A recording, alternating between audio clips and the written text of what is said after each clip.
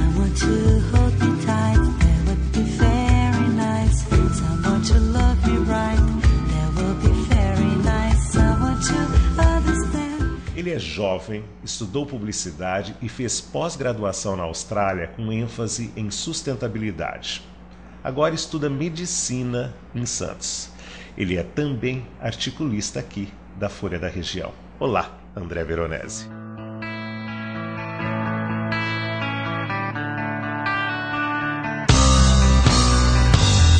It's 12 o'clock and it's a wonderful day. I know you hate me, but I'll ask anyway. Won't you come with me to... Ô André, eu adoro os inquietos. Então nós vamos começar assim. Você é formado em publicidade e agora estuda medicina. Inclusive foi publicitário, né? Trabalhou na área. Trabalhei. Você é pluriapto, inquieto ou os dois? Basicamente por que a mudança para medicina? Eu sou inquieto. Eu não estava feliz na área, estava frustrado, não gostava de nada do que eu fazia e sempre quis ser médico. Eu não acredito. Conta uma coisa para mim. Você descobriu que você não gostava da área enquanto fazia publicidade ou só depois começou a exercer? Enquanto eu fazia. Mas juntaram, no caso, disciplina e a esperança de melhorar. Eu gostava da teoria, mas na hora da prática me decepcionei muito. Mas continuei tentando. Falei, bom, se uma área não gostei, eu vou para outra. São diversas áreas dentro da publicidade e me decepcionei. Você é filho de um patologista renomado e agora que você falou que sempre quis ser médico, eu me pergunto por que não passou no vestibular antes? O que houve? Não, eu nunca fui influenciado pelo meu pai. Não, mas você não falou agora no começo da entrevista que você sempre quis ser médico? Sempre quis ser médico. Tá, a minha pergunta é por que não começou pela medicina já que tem pai médico? E sempre quis ser médico? Eu com 17 anos no terceiro colegial era muito criança, era muito imaturo. Eu sabia que eu não ia passar. E eu, por um momento, pensei, bom, publicidade deve ser legal. E aí, deve ser legal e mais fácil de passar. Eu não pensava muito no mais fácil, mas eu sabia que era. Sei. Eu só sabia que medicina não iria passar e não tinha maturidade para fazer mais um ano de cursinho. Então você não chegou a prestar o vestibular para medicina? Se eu prestei, eu não lembro. Nem lembra? Nem lembro. Bom, aí você prestou o vestibular para medicina agora. E você já estudou lá no fundo se nunca houve pressão de papai, de mamãe ou sua mesmo para você ser médico? Não, nunca houve pressão. Estímulo houve? Não, porque o que o meu pai faz, eu nunca me interessei. Não? Não. Só que quando eu quebrava a perna, o braço, e eu ia no Santana, eu gostava. Sei. Então, quem me entendia é o Dr. Zé Luiz, e eu achava legal aquilo. Ele dava risada quando eu chegava, falava, desculpa, quebrei de novo. E eu quero fazer isso, eu acho muito legal. Você disse que de patologia você não gosta, não, né? Não Alguma gosto. área da medicina... Você está no segundo ano? Estou no segundo ano ainda. No segundo ano. Alguma área da medicina já te interessa mais que as outras? Ortopedia. Ortopedia? Então o GG, o Zé Luiz, te influenciou desde quando você quebrava a perna. Mal ele sabe, Eu quero saber se existe alguma diferença, André, entre o estudante de publicidade e o estudante de medicina, André, já que hoje você é mais maduro e também porque está fazendo, me parece, uma coisa de que gosta. Sim. Existe? Existe uma diferença muito grande, Arthur. Quando eu era estudante de publicidade, eu estava completamente perdido. Aprendi muito em São Paulo, mas obviamente também me dei muito mal lá em alguns aspectos, mas isso foi bom como experiência para o André hoje como estudante de medicina. Hoje, na faculdade de medicina, eu enxergo as coisas completamente diferentes. Os alunos se preocupam muito com nota, obviamente me preocupo, mas eu me preocupo mais com aprender a longo prazo. Sei. Na publicidade eu queria aprender uma coisa rápido para tirar 8, 9 na prova. Eu não penso mais nisso. Você é um aluno mais profundo. Mais, eu penso a longo prazo. E você já tá com aqueles cacuetes de aluno de medicina que fica mais preocupado com a dieta, que fica mais, no seu caso, ortopedia, mais preocupado com a postura, ou você continua o André de sempre? Mesma coisa, não mudei Não absolutamente mudou nada. Nada.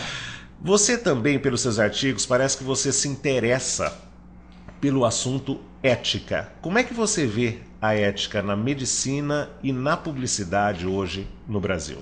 Arthur, existe gente antiética em todas as áreas, seja publicidade ou seja medicina. Um exemplo da publicidade foi a campanha de uma cerveja há muito tempo, em que ela dizia experimenta, experimenta, experimenta. Essa campanha foi retirada do ar por ser antiética, por incitar demais o alcoolismo das pessoas. Só que eles já conseguiram o que eles queriam. A empresa conseguiu o que eles queriam. Eles divulgaram a cerveja. Muita gente experimentou. Não sei se gostou, mas experimentou. Na medicina, se um médico é antiético, obviamente ele deve ser punido.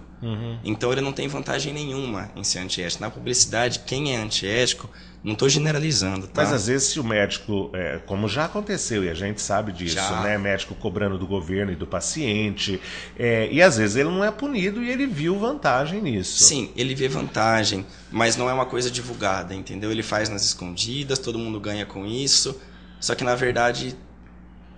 Médico opera, por exemplo, não sei se é verdade, mas a gente ouve por aí, inclusive vê na televisão, aquele caso daquele ginecologista que abusava das mulheres, sabe? Que as pessoas, não lembro o nome dele. O que as pessoas ganham com isso? Ao contrário da propaganda, eles sabiam que aquilo ia ser retirado do ar. Mesmo assim fizeram e ganharam vantagem. Mas você fala também hipocrisia, não é hipocrisia deixar se uma empresa que vende bebida pode anunciar seu produto, o que há de mais em falar experimente? Eles incitaram demais, foi um exagero. Existe uma coisa chamada bom senso também na publicidade, não é só no nosso dia a dia. Então, se hoje, por exemplo, na propaganda de cerveja, só aparece mulher de biquíni, se aparece mulher pelada, obviamente você tem que tirar. Sim. É um exagero. No bom português, é um exagero completamente desnecessário. Falando em exagero e falando em medicina, faculdade, eu quero que você fale um pouco sobre os trotes na faculdade. Há exagero ou não há exagero? Há exagero. Não só trote de curso de publicidade, medicina, engenharia, não importa. O que me deixa mais chateado é que como é que estudante que vai ser médico consegue fazer tanta barbaridade num trote? Eu simplesmente não entendo, Arthur. Não só nas faculdades que eu conheço, mas a gente ouve dizer em outras faculdades, amigos meus de outras faculdades me falam também. Eu não consigo entender como isso é possível. Como é que você vê a comunicação na publicidade hoje? Você gosta do que vê? Não. Não? Não gosto. Muito pouca coisa é boa hoje em dia. Porque da cerveja, por exemplo, na Austrália, que eu fiquei um tempo lá, eles eram muito mais criativos, não precisavam apelar em nada, tá? Aqui, quando eu falo para você, Arthur, propaganda de cerveja, o que vem na sua mente? Mulher bonita, tem mulher bonita, todos os homens bonitos, fortes, sarados. Todo mundo sabe que cerveja, apesar de ser uma coisa que muita gente gosta, não é uma coisa que faz muito bem, principalmente em excesso. Sei. Não adianta nada você colocar no final da propaganda, se beber não dirija. Continua tendo um monte de acidente de carro. Um monte. Não adianta nada? Mas por então... isso o exagero do experimenta. Mas será que então proibir a veiculação de propagandas para álcool não seria melhor? Eu não sei te dizer se o certo é proibir a propaganda de álcool. Eu acho que não é. Sei. Não deve proibir. Só que por que pode de álcool e não pode de cigarro? Sei. Não entra na minha cabeça. São duas coisas completamente iguais. Não, eu acho que é pior, porque, por exemplo, o cigarro faz mal para quem está fumando e a bebida pode fazer mal no trânsito para o outro. Nesse aspecto você tem razão. Pode fazer mal para muitas pessoas. Eu acho que é pior. Como é que foi voltar para Araçatuba depois de ter trabalhado com publicidade em São Paulo? Por que você voltou? Porque eu não aguentava mais ficar em São Paulo, tanto pela área quanto pela cidade. Eu não gosto de trânsito. Eu descobri que eu sou uma pessoa muito fresca para trânsito. Eu não suporto. Minha qualidade de vida diminui 70%. Se você me perguntar, morar em São Paulo te deixaria triste, porque não é a violência. Não tem um absurdo. Não tem medo de violência nenhuma lá, tem medo de trânsito. Nunca aconteceu nada comigo. Aconteceu comigo em Araçatuba, 2 vezes em São Paulo, nada. Nada. Então, trânsito, né? Mas como é que foi voltar? Deu um alívio. Porque eu sabia que no fundo eu estava voltando para seguir o meu sonho. Você voltou para fazer cursinho, para fazer medicina, foi isso? Na verdade, eu voltei, continuei trabalhando em marketing aqui em Araçatuba, mas já com o pensamento, tô aqui já, tô em casa, vou estudar e vou passar. E foi o que aconteceu. Em um artigo, André, você fala que peças publicitárias colocam o estilo acima do conteúdo, né? E principalmente o corpo. Mas se o trabalho do publicitário não é detectar o que vende, mas quem está consumindo esta propaganda não é responsável pelo tipo de propaganda que é criado. Por exemplo, quando eles põem mulheres peladas vendendo, ou seminuas, vendendo cerveja, não é porque vende mais, porque as pessoas querem ver aquilo? As pessoas querem ver aquilo. Existem pesquisas direcionadas para esses públicos mesmo, para você veicular até no horário. Por exemplo, num jogo de futebol, quarta-feira à noite, obviamente vai ter propaganda de cerveja. Sei. O que eu não acho legal, além, por exemplo, de não ter esse espaço para o cigarro, sendo que tem para a cerveja, é a falta de ética. Eu não acho legal ficar forçando, incitando toda hora mulher, homem forte, bonito. As pessoas gostam de ver isso porque elas querem ser isso. E eu não acho natural, eu não acho legal. Mas o natural não vende. Você acha que se você Não, isso é verdade, não vende. Por exemplo, não você acha vende. que o cara que fuma, ele tem aquela saúde toda da terra do Marlboro? Como você não faz sentido. disse, o cara morreu. Exatamente, né? não Então, faz sentido, mas é aquele vende. homem másculo, bonito e vende. Vende. Mesmo assim, o cara que sai dentro de um carro, um carro caro, ele não tem aquela beleza toda. Tem gente muito feia que Tem. sai de carro bem bonito, mas Tem. porque a beleza vende. Você vê como contornar isso? Eu não vejo como contornar, Arthur, mas eu concordo com o fato da publicidade em si. Vende. Claro que vende. Se não vendesse, eles não estariam fazendo isso. Eu não consigo acordar todo dia de manhã pensando, eu vou fazer uma propaganda de cerveja, de álcool, de alguma outra coisa, e vou ficar incitando essa sexualidade, talvez, em jovem, adolescente, em homem, em mulher, para eles... Esse culto ao corpo, que é o que se fala bastante. Eu não quero acordar todo dia, nem deitar à noite para dormir. Era mais fácil para nisso. você incitar o culto à bebida que o culto ao corpo? Como publicitário? Se era mais fácil? Eu quero dizer assim, já você disse que não acordaria de manhã como publicitário para incitar o culto ao corpo, né? A beleza, a sexualidade, Sim. Agora, vender a cerveja você venderia. Venderia. A minha pergunta é, incitar o álcool, então, faz menos mal que incitar a sexualidade, o culto ao corpo? Eu acho que faz mais mal, sim. O que faz mais mal? Não é natural, Arthur. Tomar uma cerveja um dia ou outro, beleza. Agora, dizer pro cara, se você tomar cerveja, você vai ficar desse jeito, não é legal. Ou vai conseguir todas essas meninas lindas. Eu já tentei, não deu certo. Não deu certo.